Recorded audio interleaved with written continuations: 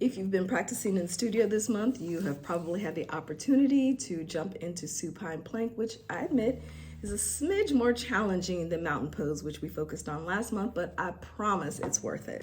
The supine plank will strengthen the posterior muscles, the low back, obliques, the glutes, back into the hamstrings, while at the same time on the front side of the body, you're strengthening the front part of your core and your shoulders while giving yourself this huge stretch and opening across the chest, the belly, the front of the hips or the pelvis area, the front of the thighs. And depending on where your feet are placed, if you have them up like this, maybe not so much, but if you have the feet planted down flat on the mat, you're gonna get a nice stretch across the top of the feet and up into the ankles. Y'all, I know that this is a tough shape, but most of us need some variation of supine plank in our lives because we do spend so much time hunched over all of the things. So there are many variations of this pose. We've posted several of them on our Instagram page if you're there in Facebook. But just remember to start slow and low. Don't worry about how you look, worry about how you feel, and make sure you're keeping yourself safe and comfortable. Use your props. You can use blocks, you can use blankets for all different types of reasons. Now I'm gonna slide out of the way because Jason's gonna step in. He's gonna talk to you about safe alignment in this shape and what muscles you need to engage to have a solid supine plank this month. Listen, you got this. So for muscle engagement for reverse plank, as well as any pose where your hands are on the ground, such as down dog or all fours tabletop position, I'd like to talk about external rotation of the shoulders, so dialing the hands out.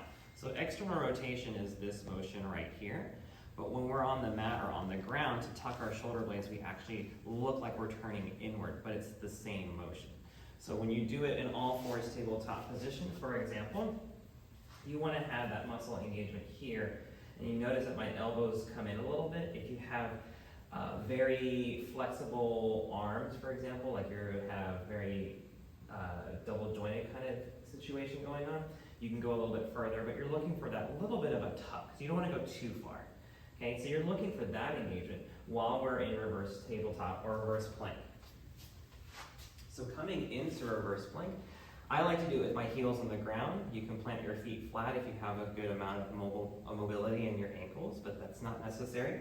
Bring your hands behind you, fingertips pointing towards the short end of the mat. Again, dial the hands out.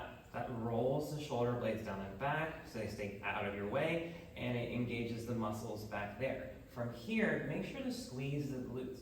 So squeeze the glutes together like you're in bridge pose. You can draw the head back.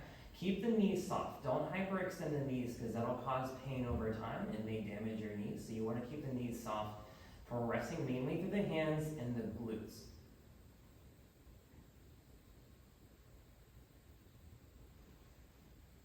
And that's reverse plank. Okay, so for reverse plank, if you have a lot of tightness in the shoulders like I do, a variation that you can use is blocks to lift yourself up, still dialing the hands out, tucking the elbows and the shoulder blades, and again, roll those shoulders down and back. Don't let them shrug or sink into the neck or come up to your ears.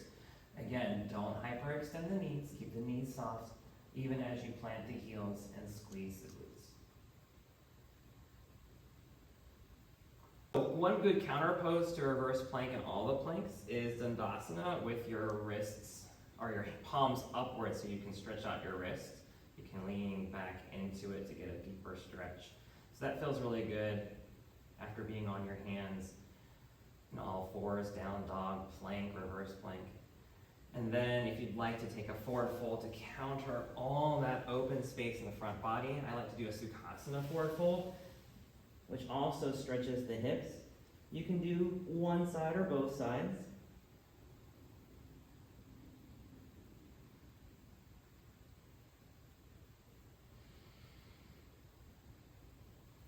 Okay, and then one last counter pose you can do would be a nice twist. So Ardha Matsyendrasana, half Lord of the Fishes pose. Your foot can be on the inside or the outside of your leg, and then whichever leg you move, that's the way you twist. So I move my left leg, so I will be twisting to my left. A nice twist is always good for countering any intense spine movement, such as a back bend, which you experience in plank and reverse